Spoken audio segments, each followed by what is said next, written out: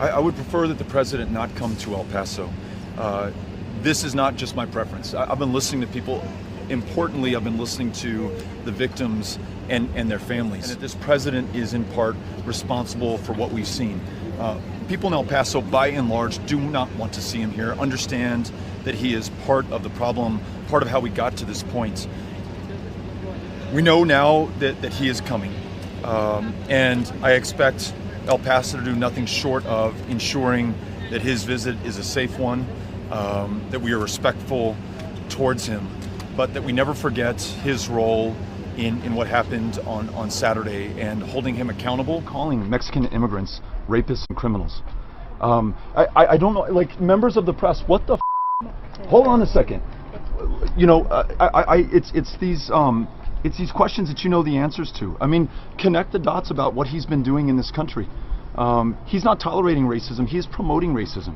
He's not tolerating violence, he's inciting racism and violence in this country. In a nation where you have many, many thousands of people who are mentally unstable, that when you talk about invasions and hordes of people, and when you talk about Mexicans as criminals and rapists and the country under siege, you have unstable people who are going to see that as a sign that they have got to take up arms and do the horrific things that we just saw in El Paso. We've had a rise in hate crimes every single one of the last 3 years during an administration where you have a president who's called Mexicans rapists and criminals. He's encouraging his supporters, and his supporters are listening to that encouragement. He is a racist, and he stokes racism in this country, and it does not just offend our sensibilities, it fundamentally changes the character of this country, and it leads to violence. We've got to acknowledge the hatred, the open racism that we're seeing. There's an environment of it in the United States. We see it on Fox News, we see it on the internet, but we also see it from our commander-in-chief, and he is encouraging this. He doesn't just tolerate it, he encourages it. Hate has no place in our country. Calling Mexican immigrants rapists and criminals, warning of an invasion at our border, seeking to ban all people of one religion.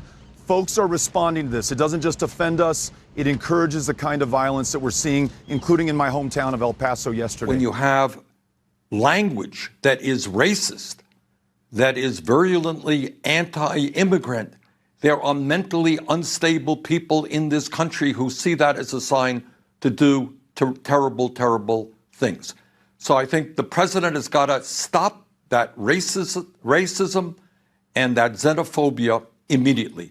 The shooter in El Paso posted a manifesto online consumed by racist hate. In one voice, our nation must condemn racism, bigotry, and white supremacy. One of your 2020 rivals, Congressman Beto O'Rourke, told me this morning that he believes President Trump is a white supremacist or a white nationalist. Do you agree? I do. These sinister ideologies must be defeated.